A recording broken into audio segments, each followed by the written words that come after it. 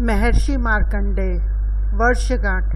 मैंने प्रलय परयोधि में वटपत्र शाही भगवान बाल मुकुंद का दर्शन किया है।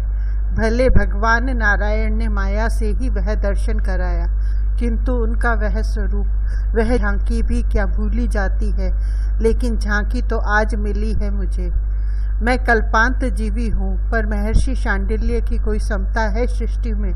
सृष्टिकर्ता ने जो सौभाग्य अपने प्रिय पुत्र वशिष्ठ को प्रदान किया था, वही महर्षि शांडिल्य को सहज सुलभ हो गया है इस द्वापरांत में। अब वे आवाहन करें मेरा तो मैं जाऊं, इतनी अशिष्टता तो मुझे नहीं करनी चाहिए। भगवान सदाशिव गोकुल हो आए तब से ही मैं उत्कंठित था, किंतु वह सुअवसर आज आया। मैं अनवसर आ जाता तो इतना सौभाग्य कैसे पा सकता था।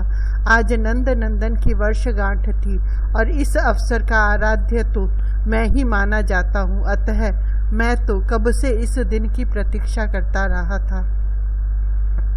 ब्राह्म मुहूर्त में संक्षिप्त नित्य कर्म समाप्त करके मैं हिमवान के अंक में पुष्प भद्रा के पावन तट पर अपने अमर्त्य आश्रम से गोकुल चल पड़ा गगन मार्ग से। वहां पहिले पहुंचकर कुछ काल मुझे आकाश में ही अदृश्य रहना था, जिससे महर्षि शांडिल्य तथा ब्रजराज को कोई असुविधा मेरे अकस्मात पहुंचने के कारण न हो। भाद्रपद का कृष्ण पक्ष है। अष्टमी तिथि का चंद्र प्रातः दिशाओं को प्रकाशित कर रहा था और गगन अत्यंत निर्मल था। मैं गोकुल पहुंचा और देखता रह गया। मैंने स्वर्ग ही नहीं ब्रह्मलोक भी देखा है। और जब भगवान बालमुकुंद ने मुझे अपने उदर में आकृष्ट कर लिया था, अनंत कोटि ब्रह्मांड देखे थे मैंने। यह तो मेरा देखा गोकुल ब्रजमंडल नहीं है। यह दिव्य धरा, यह अकल्पनीय शोभा, संपत्ति और ये पक्षी, पशु, स्त्री, पुरुष, यह तो सृष्टि में कहीं नहीं देख सका था। मैं परात्पर पुरुष की परम दिव्यपुरी में पहुंच गया हूँ। यह स्मरण करके मैंने वंदना की गगन में से ही। यहाँ का तो अणु अणु वंदनीय है और लीलामय की विडंबना यह कि मुझे पूजा स्वीकार करनी थी आज यहाँ के अधीश्वर की। भगवान बाल मुकुंद वही श्याम श्री अंग, किंतु सौंदर्य, माधुर्य, मृदिमा शत सहस्र गुणित हो गई है। अब ये चलने लगे हैं, बोलने लगे हैं। काली घुघराली अलकों से घिरे चंद्रमुख से कुछ बोलते हैं तो श्रवणों में सुधा धारा प्रविष्ट होती है। भाल पर कज्जल बिंदु, नेत्रों में अंजन, कंठ में मुक्ता माल के मध्य, वाग्र नख और कौस्तुभ, वक्ष पर श्रीवत्स चिन्ह। मैया यशोदा ने दक्षिण बाहु की कलाई में कंकणों के पास एक नन्ही सी पोटली बांध दी है आज पीतपट में। इसमें नीम, गुग्गुल, सरसों, दूर्वा और गोरोचन होगा। ये वाम कर से इसे टटोल रहे हैं। माता कहती हैं, लाल इसे मत खोलना, आज तुम्हारी वर्षगांठ है, दाऊ को बांध। अब ये मैया से कितने आग्रह से कहते हैं कि भद्र, विशाल, अर्जुन, ऋषभ सबके करों में बांध पोटली। सबकी वर्षगांठ होगी, सब पूजन करेंगे। आज सबकी वर्षगांठ नहीं है, आज तो तेरी वर्षगांठ है। सब तुझे उपहार देंगे। मैया हंसती है कैसे नहीं, तू सबकी वर्षगांठ कर दे। यह माता से इनकी आग्रह, अनुरोध, उलझने झगड़ने को प्रस्तुत भंगी। सबको उपहार देने हैं। लाल, उपहार तुम सबको दे लेना। माँ नहीं चाहती कि आज ये प्रातः खींचने लगे, पर तुम सबसे बड़े हो ना। आज बड़े की ही वर्षगांठ होती है, दूसरों की दूसरे दिनों में बड़ी होगी। मैं बड़ा हूँ, सबसे बड़ा हूँ। अब इसमें भी कुछ कहना है कि आप आदि पुरुष सबसे बड़े हैं। आप अद्वितीय में एक भद्र को तो बांध, और किसी को नहीं तो कम से कम भद्र को ही सही। कोई एक सखा तो पोटली बांधने में साथ हो। भद्र तो छोटा है। मैया हंसती है। उसकी और दाऊ की वर्षगांठ पीछे आवेगी, तब उनके यह बंधेगी। मेरा लाल सबसे बड़ा है, इसलिए आज इसको अकेले बांधे रहेगा। महर्षि शांडिल्य नंद भवन आ गए हैं। मुझे सावधान रहना था। गणपति, मातृकाएं, वरुण देव, नवग्रह तथा पितामह ब्रह्मा जी भी आज मुझसे सीख सकते थे, किंतु मैं तो आज का प्रधान पूज्य था। सब अलक्ष्य रहकर कितनी विवशता अनुभव कर रहे थे पूजा लेने में, यह मैं देख सकता था। यह विवशता भी कितनी मधुर आनंददायी है। अपने इंदिवर सुंदर तनय को अंक में लेकर नंद राय जी पूजन कर रहे हैं। महर्षि शांडिल्य मंत्र बोल रहे हैं। विप्र वर्ग के साथ ऐसा पूजन प्राप्त करने का स्वप्न भी कितना महान है। विशाल ताम्र पात्र पर दुग्धोज्वल कौशय ऊपर विराजमान भगवान नारायण का ध्यान मन। शुक्लांबरधरम विष्णुम शशिवर्णम चतुर्भुजम। मुझे हंसी आ रही है। महर्षि के, विप्रो के किसी एक के भी हृदय में इस मंत्र की ध्येय मूर्ति का ध्यान नहीं आ रहा है और व्रजराज के मन में तो आसक्ता नहीं है। मंत्र कोई बोल लो, ये नवघन सुंदर दिगंबर कमल लोचन द्विभुज शोभा सिंधु सम्मुख हैं, तो क्या चित्त दूसरा चिंतन करेगा? करने की कोई आवश्यकता भी कहाँ है। मैं क्या नहीं देख सकता हूँ कि वे श्वेत द्वीप अधिपति शशिवर्ण निखिल सत्व गुणैक धाम सत्वाधिष्ठाता उस पात्र में उज्जवल कौशय पर प्रतिष्ठित मूर्ति में सुप्रसन्न विराजमान हो गए हैं। दही दुग्ध अक्षत से श्वेत सुरभित पुष्पों से आराध्य का पूजन समाप्त हो गया।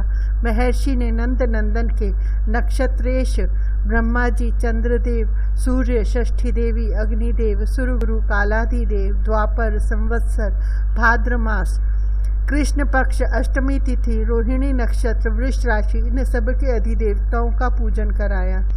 जन्मदेव, स्थान देव, पंच महाभूत, महामाया, परम पुरुष, भगवान शिव, संभूति, प्रीति, सन्नति, क्षमा, विघ्नवती, भद्रा, इंद्र आदि लोकपाल, भगवान शेष तथा कुमार कार्तिकेय का भी सविधि पूजन संपन्न करा दिया। यह सब तो आज के प्रधान पूजन की बाह्य पूजा संपन्न हुई। अब अंतरंग पूजन में चिरजीवियों की पूजा होनी थी। भगवान परशुराम, पवनात्मा श्री हनुमान, दैत्येंद्र प्रहलाद एवं बलि तथा विभीषण की पूजा पूर्ण करके क्षेत्रपाल को उनके भाग समर्पित करा दिया गया। अब मैं अदृश्य रह जाता तो सबको समान प्रधान पूज्य होने से बहुत विशेष रूप में महर्षि शांडिल्य मेरा भी पूजन करा देते, किंतु मैं इसलिए तो गोकुल नहीं आया था। मैं गगन में ही प्रकट हो गया और धीरे से उतर आया ब्रजेंद्र के प्रांगण में। सबने संभ्रम सहित उठकर मुझे सम्मानित किया। महर्षि शांडिल्य स्वयं मुझे अर्घ्य देना चाहते थे। मैंने उन्हें वारित किया। आप अपना तथा विप्र वर्ग का पूजन समाप्त करा ले, मैं अपने आप अपनी बात देख लूंगा। सात्वत संहिता 5 रात्रों के प्रतिष्ठाता महर्षि शांडिल्य को विधि निर्देश करने में तो सृष्टिकर्ता भी समर्थ नहीं है, किंतु उनके ही विधान के अनुसार मैं आज का प्रधान अधिष्ठाता था। मेरी आज्ञा ही विधि थी। मैं अपने आप आचार्य बन गया। महर्षि शांडिल्य और सब विप्र वर्ग संकुचित चाहे जितने हो ले, मैंने व्रजेंद्र के द्वारा सबकी सविधि पूजा कराई। महर्षि शांडिल्य मेरी पूजा कराने को प्रस्तुत थे। मैंने उनकी ही पूजा करा ली। यह सौभाग्य तो नंद नंदन के चरणों के समीप पहुँचते ही प्राप्त हो गया मुझे। श्री चरण आचार्य पूजन में भी पुरुष सूक्त को प्रयुक्त करते हैं। मैं विदा होने लगा था तो महर्षि शांडिल्य ने एकाकी समीप आकर बहुत संकोच पूर्वक मुझसे जिज्ञासा की थी। उन्हें संदेह हो गया था कि उनके द्वारा निर्दिष्ट विधियों में कहीं त्रुटि होगी। वे इतने शालीन हैं कि मैं भी प्रमाद कर सकता हूँ, सोच ही नहीं सकते थे। श्रुति शास्त्र सम्मत विधि के आप ही विशेषज्ञ हैं, मैंने स्पष्ट कह दिया, किंतु परम पुरुष पुरुषोत्तम का आचार्यत्व जिन्हें प्राप्त हुआ वे सामान्य जीव तो नहीं हो सकते। इन नील सुंदर के पिता परिकर आचार्य इनसे अभिन्न नहीं है। मैं क्या करूं जब मुझे अनेक रूपों में इनका ही अर्चन कराना हो। महर्षि अधिक विनम्र हो गए। मैं सम्मुख इन भुवन मोहन नंद नंदन को देखकर दूसरे को स्मरण ही नहीं कर पाता था। अतः पुरुष सूक्त तो मेरे मुख से स्वतः निःसृत हो रहा था। मुझे भी पूजन तो स्वीकार करना ही था। मैंने नंद नंदन को अंक में ले लिया और महर्षि शांडिल्य को संकेत कर दिया कि अब वे मेरा पूजन करा सकते हैं। श्री कृष्ण को अंक में लेकर तो मैं सृष्टि के किसी की भी अर्चा संकोचहीन होकर स्वीकार कर सकता हूँ। जानता हूँ कि व्रजराज ने अर्घ्य पाद्य आदि से सविधि पूजा की होगी मेरी, किंतु ये पद्म पला साक्ष अंक में हो तो क्या शरीर का स्मरण रह जाता है। अंत में मैंने दुग्ध पात्र उठाया और इन अपने आराध्य के मुख की ओर ले जाने लगा।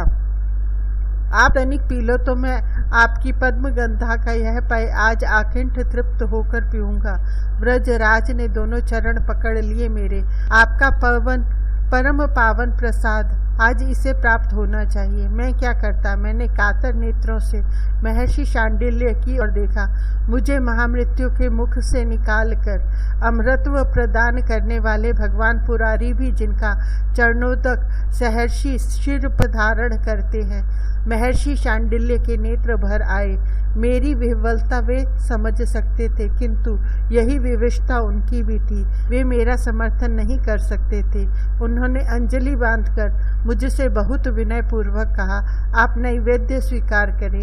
आप और हम सभी जिनके आदेशों का पालन करने को विवश है, उनकी लीला के अनुरूप ही हमें अभिनय करना है। श्री व्रजराज अपने कुमार को आपका यह प्रसाद देने के लिए अत्यंत उत्कंठित है। मैंने पात्र अधरों से लगा लिया। मैं कल्पांत जीवित रहूंगा, किंतु यह पुनित पेयपान पुनः तो सृष्टि में सुलभ नहीं होने वाला है। मैं पीता रहा। श्री नंद राय उल्लसित होकर पात्र पूर्ण करते रहे। वे आह्लाद में मग्न थे कि मैंने भरपेट उनके यहाँ दूध पिया। अब इस अमृत के स्वाद को कैसे समझाऊं, कहाँ समता है इसकी। दुग्ध पीकर मैंने आचमन किया। उठ खड़ा हुआ विदा होने को तो मुझे पुष्प अंजलि अर्पित की। व्रजराज ने मेरे लिए यह देखना संभव नहीं था कि पुरुषोत्तम श्री कृष्ण को मेरा उच्छिष्ट दूध दिया जाए, और वह तो स्वयं अनंत प्रभु दाऊ को तथा सभी बालकों को दिया जाना था। मर्यादा महान निष्ठुर होती है। मैं केवल देखने से बच सकता था।